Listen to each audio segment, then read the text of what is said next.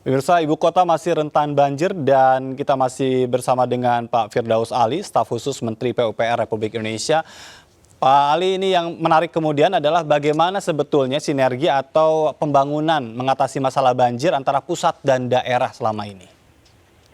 Oke aja, jangan pernah bertanya bahwa pemerintah pusat tidak membantu Pemprov DKI Jakarta, karena memang itu tanggung jawab kita bersama. Ya, tetapi ada kewenangan yang kita bagi, kita sharing. Ya, mana yang merupakan tanggung jawab pemerintah pusat, mana yang merupakan kewajiban Pemprov DKI Jakarta, itu kita sudah atur sedemikian rupa.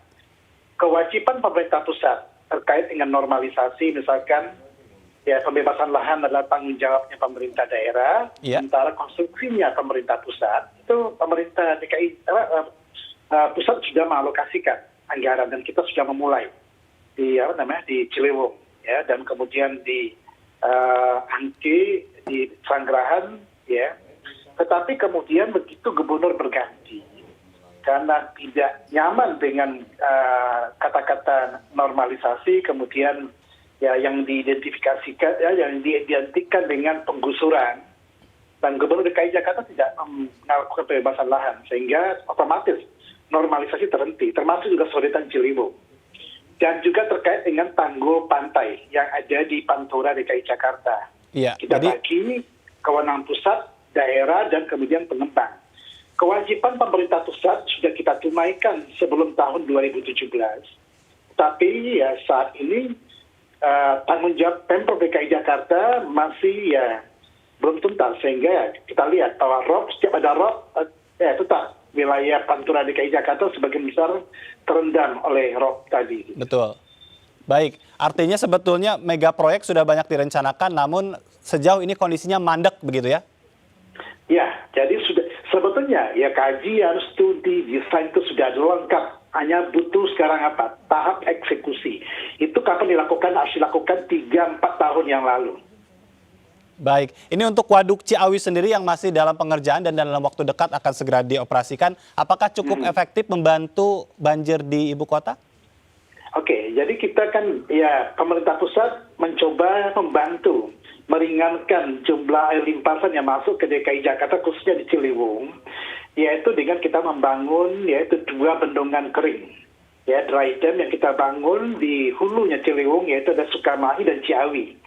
Total kapasitas 2 bendungan ini kira-kira 6,7 juta meter kubik. Jadi kalau bendung itu berfungsi, ada sekitar 6,7 juta meter kubik air yang kita delay, kita tunda, ya masuk ke DKI Jakarta sehingga tidak menyebabkan banjir. Nah, kalau ini berfungsi, ya dan di kawasan Depok, ya Bogor tidak hujan, ini bisa kira-kira 19% kita mengurangi beban air limpasan yang masuk ke DKI Jakarta, yang artinya mengurangi risiko banjir sebesar angka yang saya sebutkan tadi.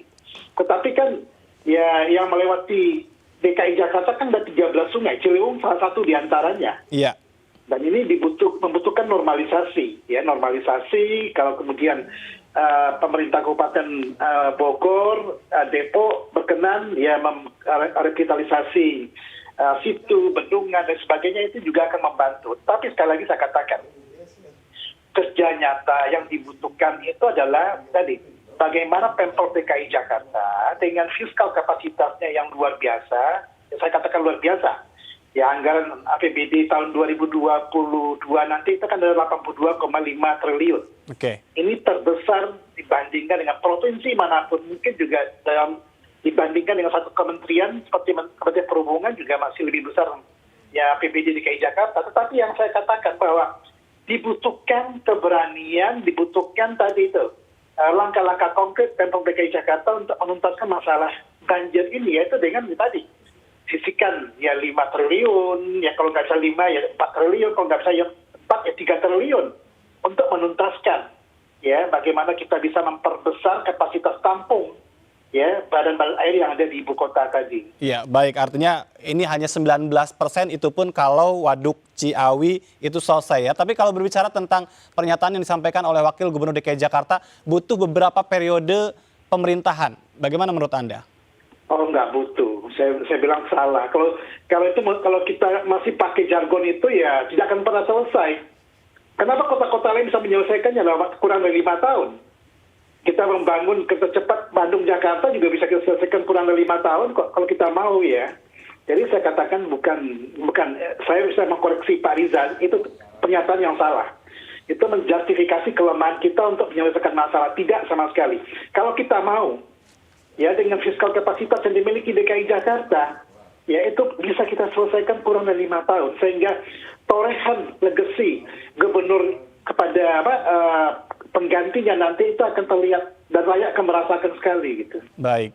Tapi untuk fiskalnya sendiri sebetulnya berapa hitung-hitungan yang dibutuhkan untuk menyelesaikan semuanya itu yang sekarang mandek yang tadi Anda katakan? Oke, nih saya kasih analogi nih. Waktu tahun 2007 ketika saya mempropose ya multipurpose deep tunnel atau terowongan multifungsi, pada saat itu total biaya dibutuhkan kira-kira 14,25 triliun tahun 2007.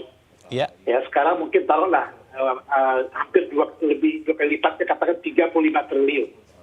Ya, kalau itu dikerjakan dalam 5 tahun, tinggal dibagikan sebetulnya kan, 15 triliun pada saat itu dibagi 5, berarti kan 3 triliun per tahun kan. Iya. Itu kecil dibandingkan dengan ya fiskal kapasitas yang dimiliki asal mau ya. Ya apalagi sekarang 82 triliun. Dan itu kan dana yang dibutuhkan tidak sekali jalan. Itu kan bisa 3, 4, 5 tahun. Jadi sekali lagi saya katakan bahwa ya sangat ya menyedihkan sekali kalau kemudian Pemprov DKI Jakarta ya merasa tidak mampu ya, padahal ya saya katakan APBD-nya besar sekali. Baik. Pak Firdaus Ali, ini kan BMKG memprediksi akan terjadi terus-menerus ke depan, dalam 2 bulan ke depan ini menjadi waktu yang tentu harus diwaspadai. Tapi dengan kondisi hari ini yang kita tahu seperti sekarang ini, dengan tadi berbagai persoalan yang ada, kemungkinan terburuk apa yang mungkin terjadi dalam artian yang harus juga kita antisipasi betul sejak hari ini? Oke, saya sebetulnya takut memberikan ramalan. Karena tidak jarang ramalan saya itu kemudian kejadian. Ya, tetapi nggak apa-apa. Ya, biar kita siap-siap ya. Kita baru masuk di awal musim penghujan. Ya, untuk menuju puncak itu masih 3 sampai 4 bulan lagi. Karena ada fenomena La Nina, kemungkinan musim hujan 2021-2022 ini akan lebih berat dan akan lebih lama. Bisa-bisa nanti lewat ke bulan April. Ya, jadi masih jauh perjalanan. Ya, tentunya dalam situasi seperti sekarang, apa yang bisa dilakukan oleh Pemprov DKI Jakarta, ya saya mengatakan sudah terlambat. Kenapa? Banjir ini kan sesuatu yang bukan seperti gempa bumi. Gempa bumi kita tidak tahu kapan dan di mana dan berapa besar terjadinya. Oke. Ya, tetapi banjir tiap tahun kita tahu dan kita dilatih terus tiap tahun oleh Tuhan. Jadi kalau ada negara, kota yang paling hebat dalam penanganan banjirnya itu di dunia ini pasti Jakarta. Kenapa? Setiap tahun dilatih berbulan-bulan. Sama seperti atlet kan. Iya. Tetapi semakin dilatih kok kita semakin bego. Itu pertanyaan yang untuk diri kita sendiri. Berarti ada yang salah di diri kita. Oke, nah sekarang ini memang sudah nggak mungkin lagi. Saya berkali-kali mengatakan, kalau mau mendiskusikan banjir, diskusikan ketika musim tidak banjir. Iya. Kalau kita harus mendiskusikan masalah kekeringan, bicarakan ketika musim hujan. Karena pola berpikir ini akan kita harus ubah sehingga kita kemudian bisa menuntaskan masalah ini dengan jernih. Kalau sekarang kan udah panik, ibarat kebakaran kan, apinya udah nyala, kita masih cari dari mana sumbernya ya. Ya, jadi ini pola pikir yang harus dirubah.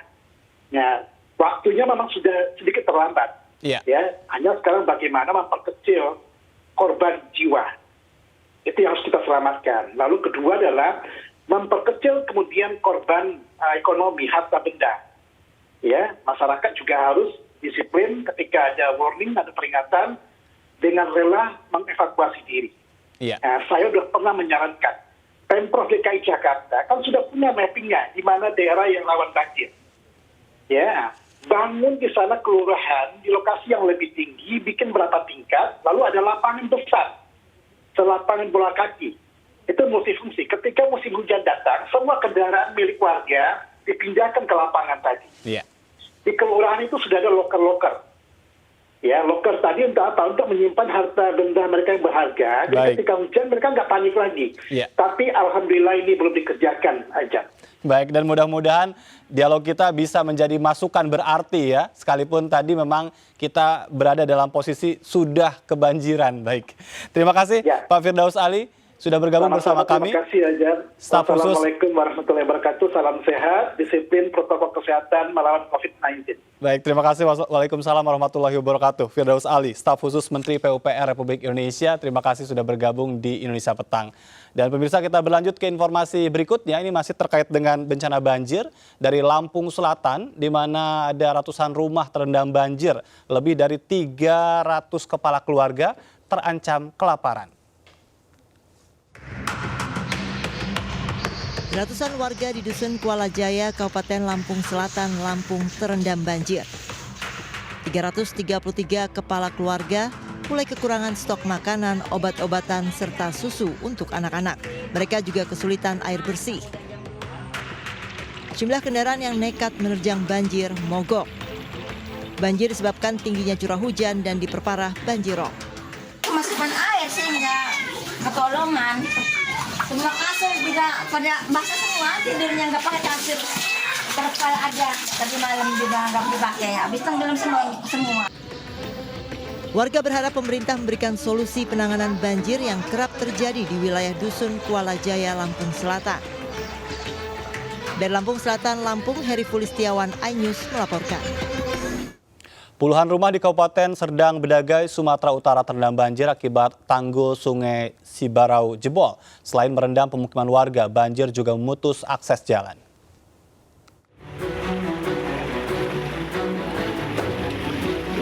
Akses jalan menuju Dusun 2 Desa Maria Padang, Kecamatan Tebing Tinggi, Kabupaten Serdang Bedagai, Sumatera Utara yang terputus akibat banjir luapan Sungai Sibarau menyulitkan warga untuk keluar masuk desa. Petugas harus menerjang banjir menggunakan perahu karet untuk mendistribusikan bantuan pangan bagi warga yang terdampak banjir. Selain akses jalan terputus, banjir juga merendam puluhan rumah warga dengan ketinggian mencapai 70 cm. Banjir terjadi akibat jebolnya tanggul Sungai Sibarau sepanjang 25 meter. Banjir ini merupakan kali kedua terjadi akibat tanggul jebol. Ini disebabkan oleh luapan Sungai Sibarau yang menghantam tanggulnya jebol. Ada sepanjang berapa meter yang Kurang jebol? lebih sekitar 25 meter. Hingga kini petugas masih melarang warga mendekati tanggul. Meski permukiman diterjang banjir, namun sejumlah warga memilih bertahan di kediaman masing-masing. Petugas mengimbau warga untuk segera mengungsi ke tenda pengungsian yang sudah disiapkan jika banjir kedapatan kian meninggi. Dari Serdang Bedagai, Sumatera Utara, Sani Hasibuan, iNews melaporkan. Banjir merendam Jalan Trans Kalimantan Poros Tengah di Kabupaten Pulang Pisau, Kalimantan Tengah. Akses terendam banjir, sebagian pengendara motor memilih menggunakan jasa perahu. Satu persatu kendaraan roda 4 yang melintas harus memperlambat laju kendaraannya agar banjir tidak justru berpotensi masuk ke mesin hingga mengakibatkan mogok. Warga tak punya banyak pilihan jalan yang menjadi jalur utama penghubung ke sejumlah kabupaten di Kalimantan Tengah maupun ke Provinsi Kalimantan Selatan dan Timur terendam banjir setinggi 30 hingga 80 cm. Kondisi jalan yang rusak dan berlubang membuat pengendara harus ekstra hati-hati saat melintasi jalan yang tergenang banjir. Sementara kendaraan roda 2 yang hendak melintasi banjir di Jalan Trans Kalimantan Poros Tengah Desa Bukit Rawi, Kabupaten Pulang Pisau, Kalimantan Tengah harus diangkut dengan perahu. Pengendara memilih menggunakan jasa angkutan perahu dengan membayar ongkos Rp50.000 untuk sekali menyeberang karena khawatir mogok dan beresiko kecelakaan. Aja daripada lewat situ kan lebih cepat juga. Lebih aman lewat. Ini keselamatan untuk semua juga. Akhirnya mulai dalam gitu. Banjir yang menerjang Jalan Trans Kalimantan Poros Tengah di Desa Bukit Rawi, Kabupaten Pulang Pisau, Kalimantan Tengah sejak Senin sore terus meluas dan bertambah parah. Tingginya intensitas hujan ditambah banjir kiriman dari daerah hulu serta meluapnya Sungai Kahayan dan Sungai Rungan menyebabkan banjir yang menerjang Jalan Trans Kalimantan Poros Tengah kian meluas. Jika sebelumnya banjir hanya merendam jalan sepanjang 600 meter, namun kini diperkirakan telah mencapai 1 kilometer. Banjir di jalur Trans Kalimantan Poros Tengah kerap terjadi setiap datang musim penghujan. Warga berharap pembangunan jembatan layang di daerah setempat segera dirampungkan untuk memperlancar arus lalu lintas. Dari Kabupaten Pulang Pisau, Kalimantan Tengah, Ade Sata, iNews melaporkan. Tidak hanya merendam jalan Trans Poros Kalimantan Tengah, banjir juga merendam permukiman warga di Kompleks Anoy Ujung di Palangkaraya, Kalimantan Tengah. Banjir membuat aktivitas warga terganggu. Banjir yang merendam pemukiman warga disebabkan tingginya intensitas hujan dan meluapnya Sungai Kahayan. Akses jalan utama terputus, terendam banjir selama 4 hari terakhir. Warga khawatir banjir susulan kembali terjadi mengingat curah hujan yang masih tinggi.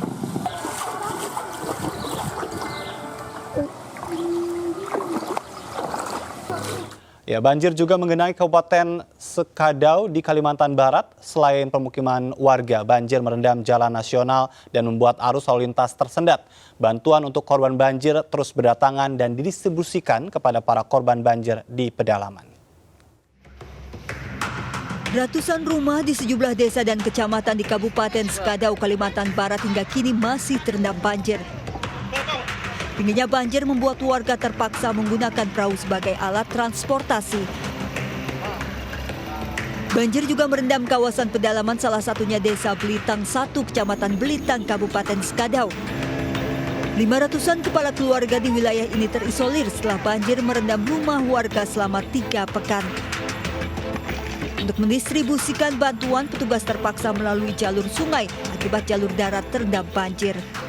Kita ketahui bahwa 2 desa yang memang terdampak parah banjir, yaitu Belitang 1 dan Belitang 2. Nah, harapan kita adalah di posko ini memiliki data yang akurat terkait warga yang terdampak banjir. Nah, sehingga alokasi bantuan baik dari siapapun ya yang peduli dengan korban banjir ini bisa terarah. Warga kita yang terdampak pada musim saat ini sebanyak 514 kakak, yang mana kerugian warga dalam mata pencaharian perekonomian masyarakat tidak bisa beraktivitas lagi. Dan juga kami sangat-sangat bersyukur, berterima kasih sekali atas bantuan daripada pimpinan partai dan pemerintah Kabupaten Sekadau. Desa Belitang 1 menjadi salah satu yang terdampak banjir karena terletak di muara pertemuan Sungai Belitang dan Sungai Kapuas. Banjir yang melanda Kabupaten Sekadau juga merendam jalan nasional. Salah satu titik terparah banjir di Jalan Sekadau Sintang dan ruas Jalan Nasional Sekadau Sanggau. Ketinggian banjir terus naik dan mengakibatkan arus lalu lintas tersendat. Sejumlah kendaraan roda 2 terpaksa menggunakan jasa rakit perahu untuk melintasi jalan yang terendam banjir sepanjang 200 meter. Untuk mengatur arus lalu lintas, Satlantas Polres Sekadau dibantu tim SAR dari Satbrimo Polda Kalbar diterjunkan ke lokasi. Dari Kabupaten Sekadau, Kalimantan Barat, Uun Yuniar, iNews melaporkan. Pemirsa, kami masih akan kembali dengan sejumlah informasi penting lainnya. Tetaplah di MNC.